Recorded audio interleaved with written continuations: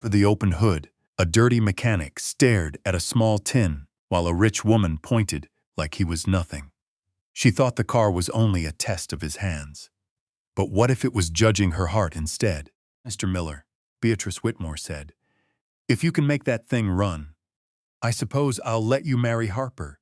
She said it from the far side of the open hood, thin hand lifted toward the old blue luxury sedan, as if she were pointing at a dead animal that had become inconvenient. Her voice was smooth, almost pleasant, and that made the insult worse. It did not come dressed as anger, it came dressed as manners. Ethan Miller stood with his tool bag still in one hand. For a moment, the glass-walled garage held all three of them without a sound. Outside, the early fall morning lay bright and clean over the Whitmore estate, but inside the garage, the air felt cool and polished, like everything in it had been kept from ordinary life. The floor shone, the walls shone. Even the old car, though it had clearly not moved in years, had been dusted with the kind of care people gave to portraits of dead relatives. Ethan looked at the car first. Not at Beatrice, that was habit. Anne learned a lot by choosing where not to look. The hood stood open, throwing a shadow over the engine bay. The sedan was long, heavy, and proud in the way old rich men's cars often were. Its chrome still had dignity. Its tires had settled a little from sitting too long. The leather inside had darkened with age. It was not a wreck. It was not neglected. It was waiting.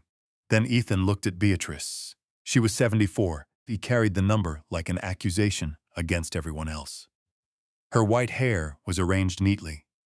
Her cream-colored jacket looked too soft to belong anywhere near oil or metal. Thing about her face suggested she thought she had said anything cruel. Behind her, Harper Whitmore stood near the passenger side door in a pale dress, one hand resting lightly against her own collarbone. She looked younger than the house made her seem. Not young exactly, but carefully kept in a role she had never fully chosen. Her eyes had widened at her grandmother's words. For half a second, Ethan saw embarrassment pass across her face before she lowered it. Beatrice noticed that too. "Don't look so shocked, Harper," she said without turning. It was a joke. No one laughed. Ethan set his tool bag on the floor beside the front wheel. He did it slowly, not to make a point, but because slow was safer than fast when a person was trying to make you smaller. "I'm here to look at the car," he said. Beatrice's eyes narrowed just enough to show that she had expected something else. A flinch, maybe, or a nervous smile, or the kind of grateful politeness she had probably received all her life from people who needed her check more than they needed their pride. "You came recommended," she said. "Yes, Mom. People who insist you understand old machines. I understand some of them. Some?" Her mouth tightened. "This one has defeated better men than you." Harper's gaze lifted then, quick and apologetic, as if she wanted to stop the sentence but had learned long ago that wanting was not the same as doing. Ethan unzipped the bag and took out a small flashlight, a rag, and a pair of gloves. "Then, I'll try not to waste your morning." It was the first time Beatrice seemed truly irritated. Not by rudeness. Ethan had given her none. It was the steadiness that bothered her, the refusal to receive the insult in the shape she had offered it. He did not bow under it, throw it back. He simply stepped around it and went to work. The old car smelled faintly of leather, dust, and cold metal. Ethan leaned over the open hood and let his eyes move before his hands did. Wiring, hoses, belts, terminals.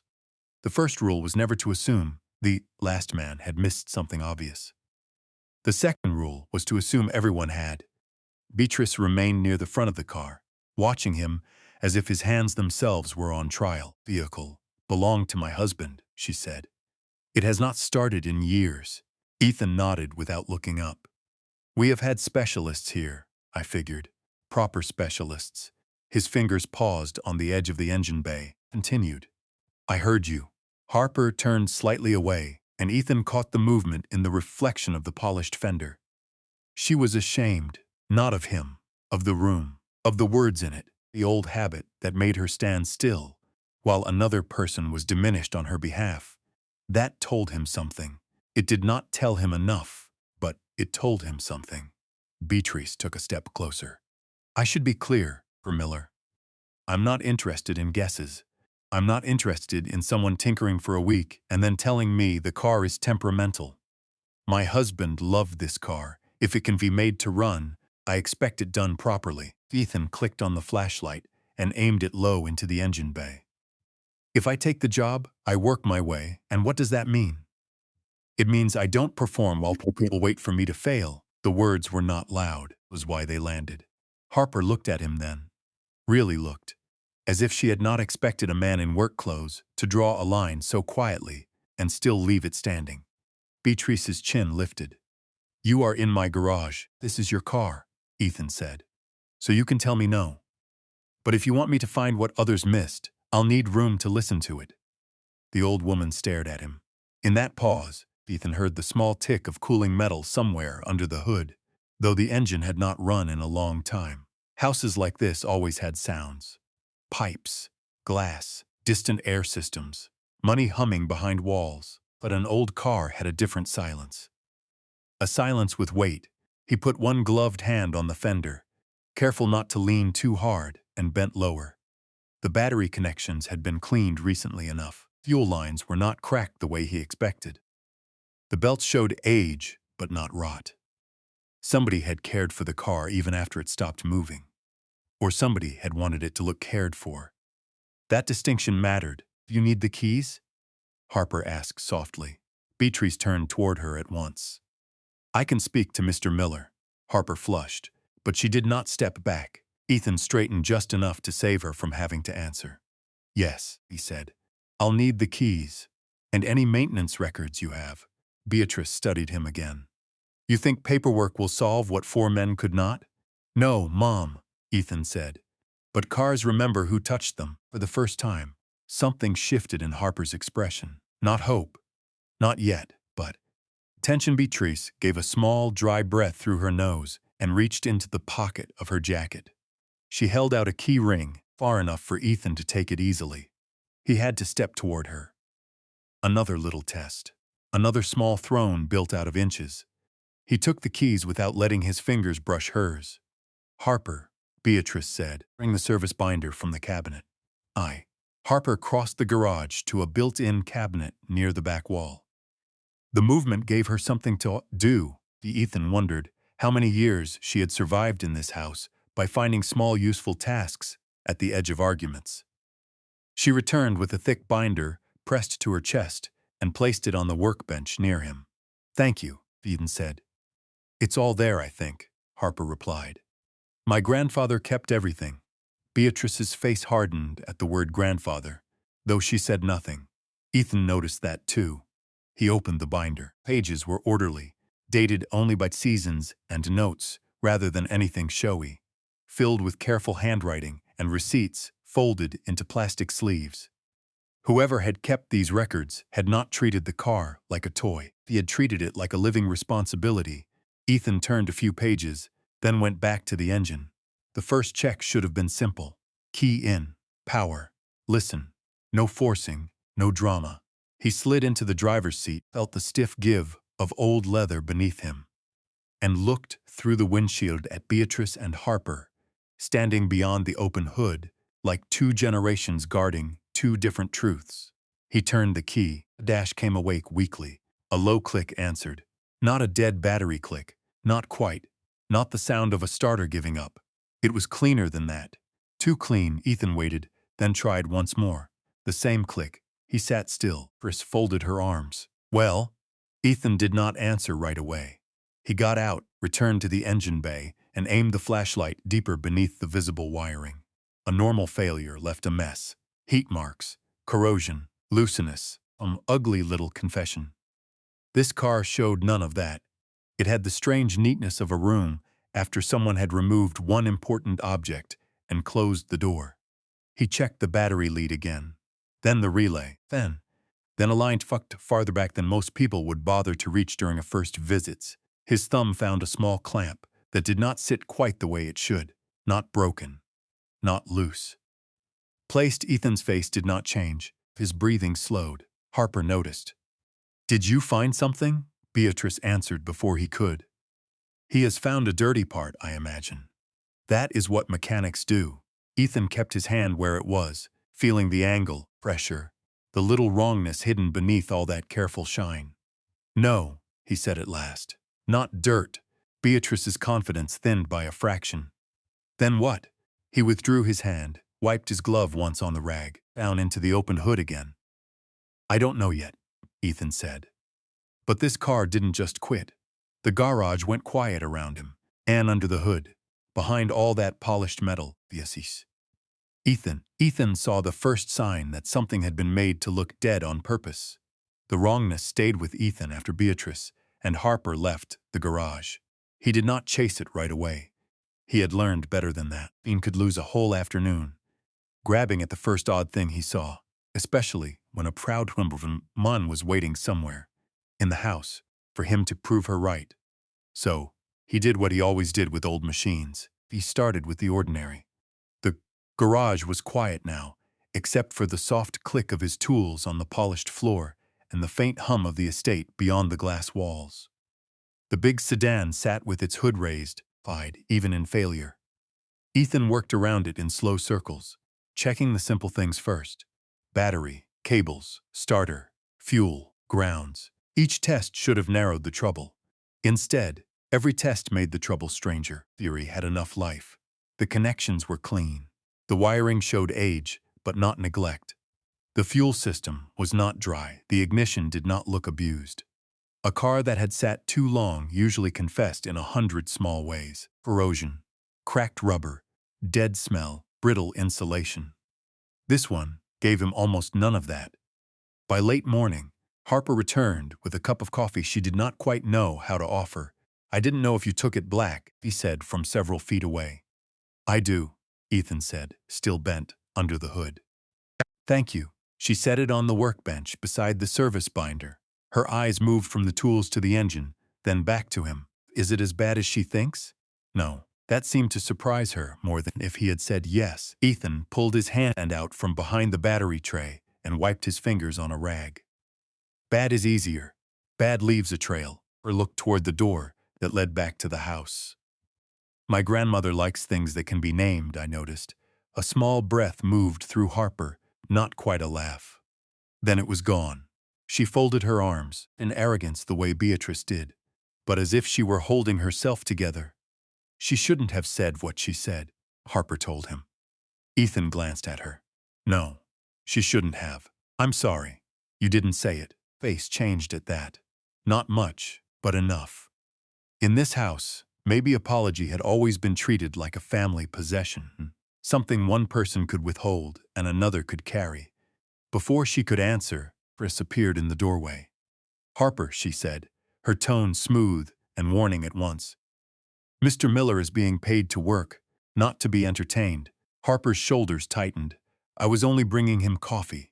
How generous. And Ethan turned back to the car. He did not need to see Harper's face to know the room had changed. Beatrice could do that with 2 words. Make the air smaller. Make a grown woman feel as if she had stepped out of line by being decent. Feel. I'll need more time with it, Ethan said. Beatrice's attention shifted to him. Meaning you have not found the problem. Meaning I've ruled out a few things. That is a very careful of seating no. It's a careful car. For a moment, Beatrice said nothing. Then she looked at the open hood, as if the car had personally offended her by refusing to make Ethan look foolish on schedule. Do not remove anything that cannot be put back exactly as it was, he said. I wasn't planning to damage it.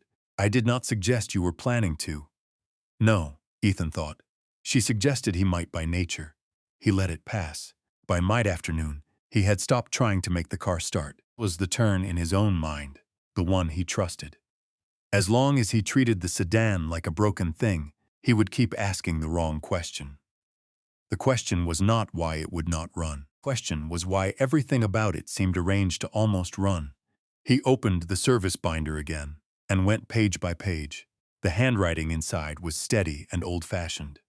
Not fussy, not decorative, practical. Bill changes, belt checks, small adjustments. The notes were too personal to belong to a hired service shop.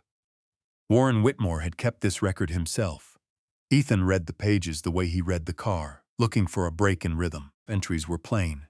Then, near the back, the language changed. Fewer parts, shorter notes, more empty space between lines. He found one page, marked only with a small pencil dot in the corner. No date, no explanation, the eye. But a sound. Beside it was a note about the starter circuit, written in the same careful hand, but with a pressure in the letters that made the paper feel different under Ethan's thumb. He went back under the hood. The clamp he had found earlier sat low and half-hidden behind a run of wiring, near a place most mechanics would not disturb unless they had a reason. It was not broken. It had been set. Ethan loosened a bracket, one line aside, and found the small hand-fitted bypass tucked behind it. He stared at it for a long moment. It was not factory work. It was not a careless repair. It was a quiet little piece of intention, made by someone who understood just enough to keep the car from waking, but not enough to ruin it. A lock, not a failure. Harper had come back without Ethan hearing her. She stood near the workbench, watching him. "You found it," he said. "I found something. Can it be fixed?" Yes, he looked toward the doorway to the house. "But I don't think that's the first thing this car wants." Harper frowned, and he knew how it sounded. He did not usually talk that way in front of clients. But some machines, especially old ones kept by lonely people, carried more than parts. He followed the added line with his fingers.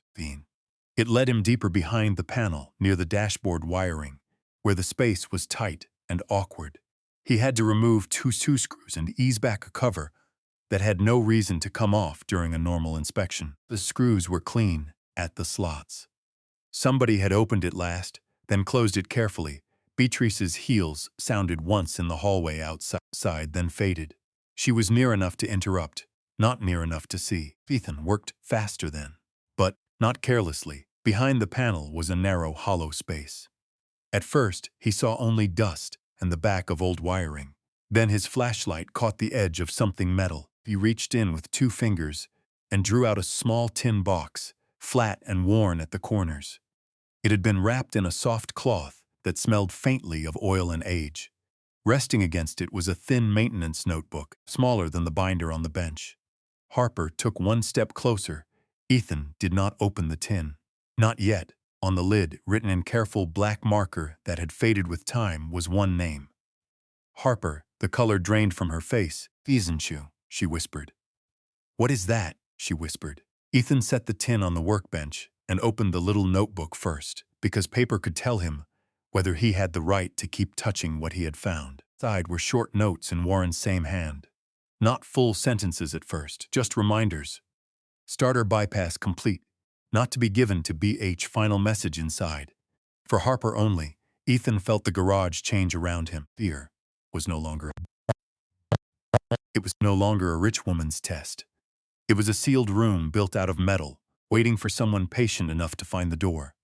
Harper reached toward the tin, then stopped before touching it. "Grandfather put this here?" Ethan looked at the open hood, at the neat little bypass, at the notebook, at the name on the lid. "Yes," he said. "I think he did." From the hall, Beatrice's voice came sharp and close. "Did he put where?" Harper froze. Ethan picked up the tin before Beatrice entered the garage. It was heavier than it looked. Through the thin metal, something inside shifted softly. A cassette. By the feel of it, Beatrice stopped at the doorway, her eyes going straight to Ethan's hands. "What is that?" she asked. Ethan looked at the name written on the lid. Then he looked at Harper, who stood pale and silent beside the workbench. He understood then that this was the real test.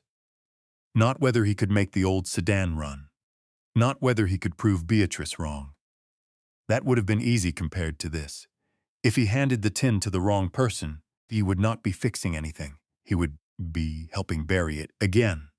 Beatrice crossed the garage as if the tin already belonged in her hand. Ethan did not step back, but he did not offer it either. He held the small box close to his side. The faded name on the lid turned slightly toward Harper. The old woman's eyes followed that movement, and the first clean crack in her composure showed at the corner of her mouth. "Give it to me," Beatrice said. Her voice was still controlled. That made it more dangerous.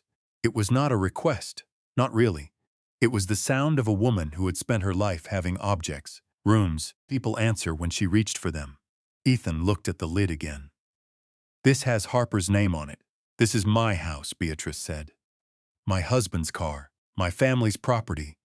Harper stood beside the workbench, pale and silent. One hand pressed against the edge of the wood.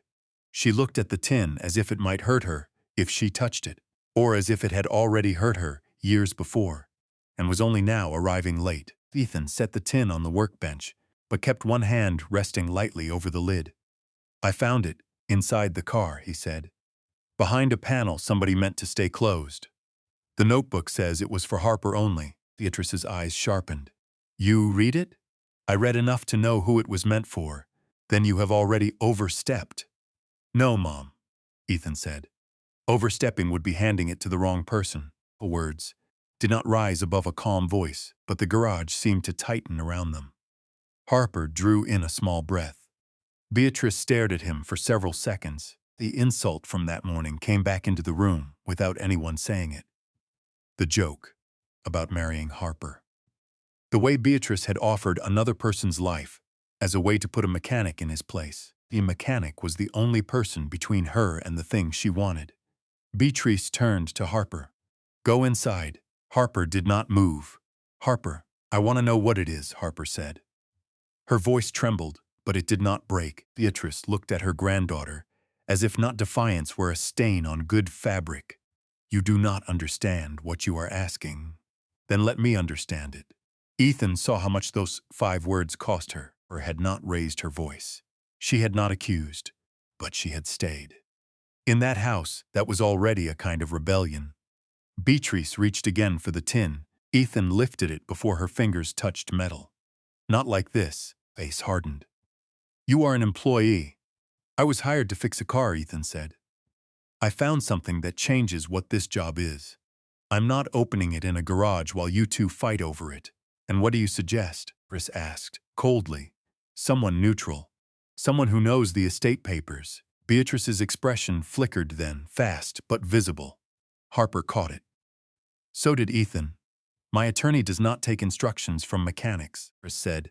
"No," Ethan said. "But he may take instructions from the truth." By early evening, the tin sat unopened on a side table in a smaller room off the main hall. It was not the kind of room meant for guests. No flowers, grand portrait, no silver laid out to impress. Just shelves, a desk, 2 lamps, and enough closed drawers to make the air feel private. Fields Carver arrived with a leather folder tucked under one arm, and the careful look of him who had learned not to trust any family that called him after sunset. He listened first. That alone made Beatrice restless. Bean explained where the tin had been found, how the added bypass had kept the car from starting. Harper, how the little notebook had named Harper and warned against giving the message to Beatrice. He did not dress it up. He did not accuse Warren of anything beyond intention. He kept the facts clean, because facts were the only things Beatrice could not polish into something else. Miles put on a pair of reading glasses and examined the notebook. "This is Warren's handwriting," he said. Beatrice looked toward the window. Harper whispered, "You're sure?" "I worked with his papers for a long time," Miles said. "I'm sure." Only then did Ethan slide the tin toward Harper. Her hands hovered above it. She looked very young in that second, though she was not. Young in the way a person becomes when an old wound opens and asks to be named. She opened the lid. Inside lay a cassette in a plain plastic case, protected by folded paper. Harper lifted it carefully. On the paper, in the same steady hand, were a few short lines naming the old boathouse on the edge of the property and referring to a supplemental will. Miles went still. Chris noticed. "What is it?" Miles did not answer her at first. He unfolded the paper fully, read it twice, then looked at Harper. "There is a supplemental document," he said. "I was told not to activate that portion unless a message from Warren was produced by you." "By me?" Harper said. "By you or on your behalf." Beatrice's chair scraped softly against the floor. "That is absurd." Miles closed the paper with care. "It is unusual. It is not absurd. They found an old cassette player in a lower cabinet of the same room, the kind kept because old houses never quite threw anything away. Ethan plugged it in, replaced the tape inside, with fingers that shook only once. When Warren's voice came through the small speaker, thin with age but steady enough to be recognized, Harper covered her mouth. He did not speak long. Not at first, via sound. He said her name. He said he had waited too long to say what should have been said in daylight. He said the music had never been foolish, never been childish, never been beneath the family. He said he had watched Beatrice turn Harper's gift into a decoration for charity dinners, then into silence, and he had allowed it because peace had always been easier for him than courage. Harper lowered into the nearest chair. "You're honest." Beatrice did not move. Then Warren said that Harper had done more good with the trade scholarship than anyone in the family had ever publicly admitted. He named the students who had gone through it, the young people who had learned work that kept food on their tables, and he said one of them had become the kind of man who would one day know how to listen to an old car. Ethan looked down at his hands. He had never known. Scholarship that had helped him through trade school had seemed like a distant, faceless mercy, a check, a form. A door cracked open when he badly needed one. Now Harper sat across the room, fearing her own hidden kindness, spoken back to her by a dead man. The tape clicked softly as Warren's voice continued. The boathouse was to be hers, not as a showpiece, not as another arm of Beatrice's foundation, as a place for music and skilled hands, lessons, repairs, workbenches beside pianos if she wanted them. A place where no one had to choose between what was practical and what kept them alive inside. When the tape stopped, he spoke. Beatrice broke. "He had no right to do this behind my back." Harper looked up then. Her face was wet, but her voice was clearer than it had been all day. "He did it, behind your back, because he knew what would happen if he said it to your face." The room froze. Ethan stayed still. This was not his line to cross. He had brought the message to the right room. The rest belonged to Harper. He stood slowly. "I'm leaving the foundation board." Beatrice's face drained of color. "You will do no such thing, I will," Harper said. "And I'm taking the boathouse if the papers say it's mine. I'm going to open the music classes Granddad wanted. You would embarrass this family over an old tape?" "No," Harper said. "I'm done being embarrassed by what I love." Miles opened his folder. The paper inside made a dry, final sound as he laid it on the desk. "The clause is valid," he said quietly. "The boathouse and the restricted portion of the fund transfer to Harper upon production of Warren's recorded instruction and supporting note. Mrs. Whitmore, you no longer have authority over that part of the estate." Beatrice stared at him, then at the cassette, then at Harper. For the first time in that house, she reached for control and found nothing there. By morning, the house had learned how to be quiet in a different way. It was not the polished silence Ethan's had first walked into, the kind that made every footstep feel like a mistake. This silence had weight in it. Papers had been signed. Instructions had been given. A part of the Whitmore estate that had always bent toward Beatrice's will no longer answered to her. Ethan found the old sedan waiting in the garage with its hood still raised. The little tin was no longer there. The cassette was no longer hidden. The notebook had been placed in Miles Carver's folder, along with the papers that gave Harper the boathouse, and the restricted funds Warren had set aside for it. Remained under the hood was simpler and harder in its own way. A car that had carried a secret long enough, and now needed to be brought back honestly. Harper came in just after him, holding a key ring she had not held the day before. Her eyes were tired, but there was a steadiness in her that had not been there when Ethan first saw her standing behind Beatrice. Bill said, "The transfer papers will take a little time," she said. "But the boathouse is mine now." "Officially enough to start. That scare you?" Ethan asked. She looked toward the open garage doors, beyond them to the stretch of lawn that led down toward the water. "Yes," he nodded once. "That's usually how you know it matters." Harper smiled faintly, not because it was easy, because he had not tried to make it sound easy. From the doorway, Beatrice watched them. She looked smaller that morning. Not frail, not harmless, reduced in the way powerful people sometimes are when the room stops arranging itself around them. She wore the same careful posture, the same clean lines, but her hands were clasped too tightly in front of her. Stood beside her, with his folder under one arm. He did not crowd her, he did not comfort her, either. His work was nearly done, and he seemed determined to let the consequences stand without declaration. "Mr. Miller," Horace said. Ethan turned. For a second he expected another instruction, another correction, another polished little blade. But Beatrice only looked at the car. "Will it run?" "I believe so," Ethan said. She swallowed. "Finish it." There was no cruelty in the words this time. There was no warmth, either. It was the first honest thing she had asked of him. Ethan went back to work. He removed the bypass Warren had hidden with such careful hands. He restored the starter circuit to what it had been meant to be. He checked the battery again, the fuel, the grounds, the small places where time could turn a good machine stubborn. He did not hurry, on. This was no longer a performance for Beatrice, and it was not a victory lap for him. It was a last act of respect for a man who had found courage too late and still tried to send it forward. Harper stood near the workbench, full house keys in her hand.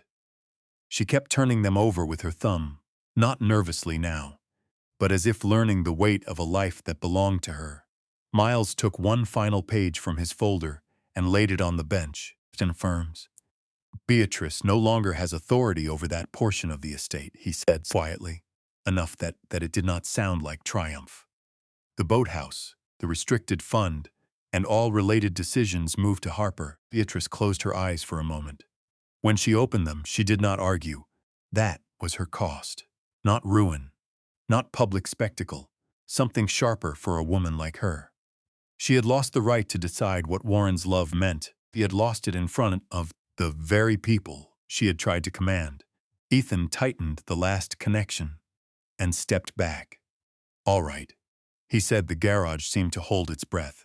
He got into the driver's seat. The leather gave under him with a tired creak. Through the windshield, he saw Harper standing, with both hands around the keys. He saw Smiles still and watchful. He saw Beatrice near the doorway, one hand resting against the frame. Ethan turned the key. For one long second, there was only the click and pull of old parts, remembering their work. Then the engine caught. It did not roar. It settled into a low, smooth sound that filled the glass garage and softened every hard edge in the room. The old sedan trembled once, then steadied, breathing again after years of silence. Harper pressed the keys against her chest. Beatrice put a hand over her mouth, but she did not look away. Ethan sat there with both hands on the wheel and felt something loosen in him. Not pride exactly, something quieter. The job was finished, feel like an ending. But the sound under him did not feel like, it felt like permission. Lock. Choose. Harper unlocked the weathered door for the first time as its owner. The place smelled of old wood and shut-up air. There was dust on the floor, stacked chairs against one wall, and enough empty space to become something useful. Harper walked to the center and stood there, as if listening for music that had not yet started. "We can put the workbenches along that side," Ethan said. She looked at him. "And the piano near the windows," he nodded. "That sounds right." Miles stayed only long enough to confirm what needed to be done next. Beatrice did not come down to the boathouse. Her absence was its own answer. For now, it was enough that she could no longer lock the door. That evening, Ethan sat alone in his truck outside the estate before starting the engine. The sun had gone low, and the garage behind him glowed faintly through the tree. The old sedan was running again. Harper had her keys. Warren's message had reached the right hands.